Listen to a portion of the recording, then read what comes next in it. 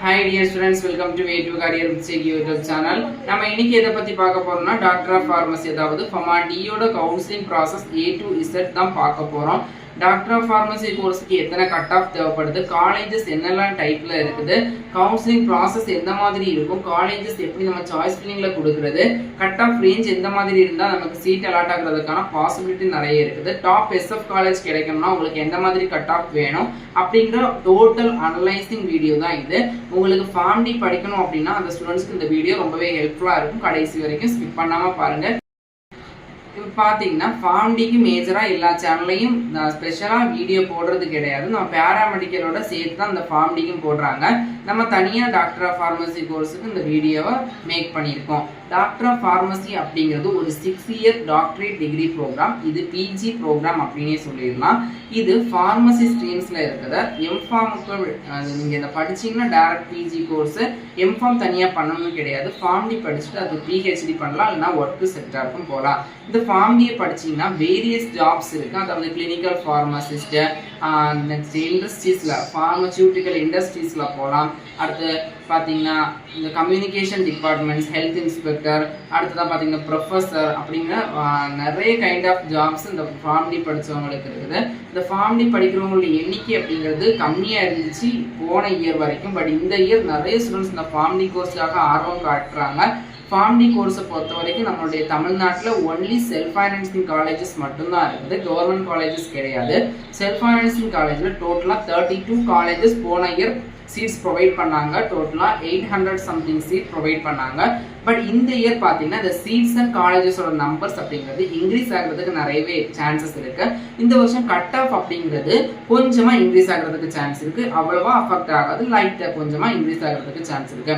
போன வருஷம் பார்த்தீங்கன்னா அப்ளிகேஷன் அப்படி நம்பர்ஸ் பார்க்கும்போது ரொம்பவே கம்மியாக இருந்துச்சு, 3000. இந்த இயர் அதை அப்படியே தலைகீழாக 13,000க்கும் மேற்பட்ட ஸ்டூடெண்ட்ஸ் அப்ளை பண்ணியிருக்காங்க. அப்படிங்கும்போது கொஞ்சம் கட் ஆஃப் இன்க்ரீஸ் ஆக தான் செய்யும்.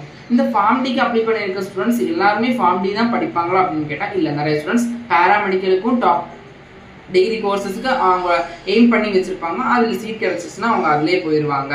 அதனால இப்போ எப்படியும் ஒரு 5000க்கு மேலே ஸ்டூடெண்ட்ஸ் கவுன்சிலிங் அட்டன் பண்ணுறதுக்கு சான்சஸ் இருக்கு. நம்ம எப்படி இந்த ஃபார்ம் டிக்கு சாய்ஸ் ஃபில் பண்ணணும் அப்படின்னா டோட்டலாக 32 காலேஜஸ் இருக்குன்னா நீங்கள் கண்டிப்பாக எந்த கட் ஆஃப் ஸ்டூடெண்டாக இருந்தாலுமே ஒரு 170க்குள்ளே இருந்துச்சுன்னா நீங்கள் கண்டிப்பாக 10க்கும் மேற்பட்ட காலேஜஸ் சூஸ் பண்ணணும். 170க்கு கீழே இருந்துச்சுன்னா நீங்கள் கண்டிப்பாக 25+ காலேஜஸ் சூஸ் பண்ணீங்க அப்படின்னா தான் சீட் அலாட் ஆகிறதுக்கு சான்சஸ் இருக்கு. ஏன்னா ஃபார்ம் டியை பொறுத்த வரைக்கும் மேஜராக கவுன்சிலிங் அப்படிங்கிறது கவர்மெண்ட் காலேஜஸ் இல்லை, ஒன்லி SF காலேஜஸ் தான். அப்போ நம்ம ஃபார்ம் டி அப்படிங்கிற ஒரு கோர்ஸுக்கு ஒரு 20 to 25 காலேஜஸ் கொடுத்தோம் அப்படின்னா சேஃபஸ்டாக இருக்கும். எல்லாமே SF காலேஜ் தான், கவர்மெண்ட் காலேஜஸ் வராது. ஃபார்ம் டியை பொறுத்த வரைக்கும் 7.5 ரிசர்வேஷன் கிடையாது. கோர்ஸ் டூரேஷன் 6 இயர், 5 இயர்ஸ் நீங்கள் அகாடமிக்லையும் 1 இயர் இன்டர்ன்ஷிப்பும் பண்ணுற மாதிரி இருக்கும். இந்த ஃபார்ம் டிக்கு டாப் SF காலேஜில் சீட் கிடைக்கணும்னா உங்களுடைய கட் ஆஃப் பார்த்தீங்கன்னா 170க்குள்ளே இருந்துச்சுன்னா டாப் SF காலேஜ் கிடைக்கிறதுக்கு நிறையவே சான்சஸ் இருக்கு. மற்ற 150, 45 இருக்கிற ஸ்டூடெண்ட்ஸ்க்கு மாடரேட் SF காலேஜ் கிடைக்கிறதுக்கு சான்ஸ் இருக்கு. கட் ஆஃப் ரேஞ்ச் பார்த்தீங்கன்னா உங்களுடைய கட் ஆஃப் 200 to ஒரு 140 to 120க்குள்ளே இருந்துச்சுன்னா ஃபார்ம் டி கோர்ஸ் கிடைக்கிறதுக்கான சான்சஸ் இருக்கு. இந்த இயர் கரெக்டாக தெரியல, பட் 150 இருக்கிற 140 வரைக்கும் இருக்கிற ஸ்டூடெண்ட்ஸ் சேஃபஸ்ட் சைடில் இருக்கிறீங்க. அடுத்ததாக பார்த்தீங்கன்னா 120 வரைக்கும் இருக்கிற ஸ்டூடெண்ட்ஸ் வெயிட் பண்ணலாம் ஃபார்ம் டி கோர்ஸ்க்காக.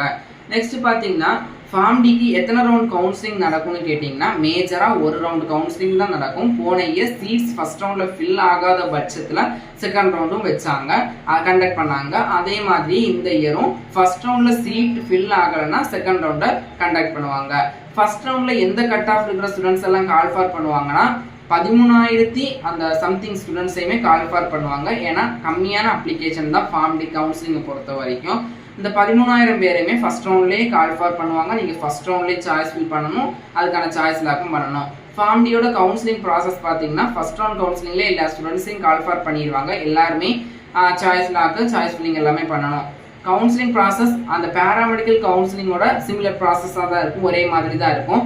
முதல்ல கவுன்சிலிங் ஷெட்யூல் விடுவாங்க. கவுன்சிலிங் ஷெட்யூல்ல எப்போ சாய்ஸ் ஃபில்லிங் பண்ணணும், எப்போ ரெஜிஸ்ட்ரேஷன் பேமெண்ட் பண்ணணும், எப்போ சாய்ஸ் லாக் பண்ணணும் அப்படிங்கிற டீடைல்ஸ் டேட் கொடுத்துருப்பாங்க. நெக்ஸ்ட் பார்த்தீங்கன்னா எப்போ ரிசல்ட் வரும், எப்போ அலாட்மெண்ட் ஆர்டரை டவுன்லோட் பண்ணி நம்ம காலேஜில் போய் ஜாயின் பண்ணணும் இந்த டேட்டுக்குள்ள அப்படிங்கிற இன்ஃபர்மேஷன்ஸும் கொடுத்துருப்பாங்க. இந்த கவுன்சிலிங் ப்ராசஸ் பார்த்தீங்கன்னா ஃபர்ஸ்ட் கவுன்சிலிங் ஷெட்யூல் வந்ததுக்கு அப்புறமா நம்ம கவுன்சிலிங்க்கு ரிஜிஸ்ட்ரேஷன் பண்ணணும். ரிஜிஸ்ட்ரேஷன் பேமெண்ட் பண்ணதுக்கு அப்புறமா நம்ம என்ன பண்ணணும்னா காலேஜஸ் செலக்ட் பண்ணணும். ஃபார்ம் டி அப்படிங்கிறது ஒரே கோர்ஸ் தான், அதுக்கான காலேஜஸ் செலக்ட் பண்ணணும். காலேஜஸ் செலக்ட் பண்ணதுக்கு அப்புறமா சாய்ஸ் லாக் பண்ணணும்.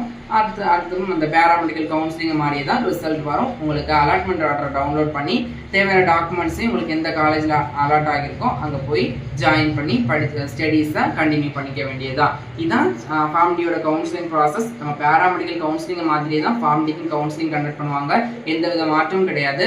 பட் பார்த்தீங்கன்னா ஃபார்ம் டிக்கு ஒரே ஒரு ரவுண்டில் எல்லா ஸ்டூடெண்ட்ஸுமே கால்ஃபார் பண்ணிடுவாங்க. ஒரு 13,000 ஸ்டூடெண்ட்ஸ் அப்ளை பண்ணியிருக்காங்கன்னா அந்த 13,000 ஸ்டூடெண்ட்ஸே ஃபர்ஸ்ட் ரவுண்ட் கவுன்சிலிங்லேயே கால்ஃபார் பண்ணிடுவாங்க. 13,000 பேருமே சாய்ஸ் ஃபில் பண்ணுவீங்க. நெக்ஸ்ட் இப்போ ஏதாச்சும் ஸ்டூடெண்ட்ஸோட நேம் விட்டுருந்தா ஒரு 50% சான்ஸ் இருக்குது அடண்டம் ரேங்க் லிஸ்ட் வெளியிடுறதுக்கு, அதாவது பெயர் விடுபட்ட மாணவர்களின் ரேங்க் லிஸ்ட் வெளியிடுறதுக்கு சான்சஸ் இருக்குது. நீங்கள் வெயிட் பண்ணி பாருங்கள் நேம் வராத ஸ்டூடெண்ட்ஸ். அதுக்கப்புறமா பார்த்தீங்கன்னா இது நம்மளுடைய ஃபார்ம் டியோட கவுன்சிலிங் ப்ராசஸ். இதுதான். வேறு எந்த டவுட் இருந்துச்சுன்னா கமெண்ட்டில் கேளுங்க, நான் ரிப்ளை பண்ணுறேன். நம்ம way to career check YouTube சேனலில் சப்ஸ்கிரைப் பண்ண சப்ஸ்கிரைப் பண்ணுங்கள். மேலும் இது போன்ற ஃபார்ம் டி சார்ந்த தகவல்களுக்கும் பேராமெடிக்கல் டிகிரி கோர்ஸ் சார்ந்த தகவல்களுக்கும் ஜிஎன்எம் நர்சிங்க்கும் நம்மளுடைய சேனலை சப்ஸ்கிரைப் பண்ணி வச்சுக்கோங்க. நம்மளுடைய வாட்ஸ்அப் அண்ட் டெலிகிராம் சேனலையும் ஜாயின் பண்ணிக்கோங்க. நன்றி.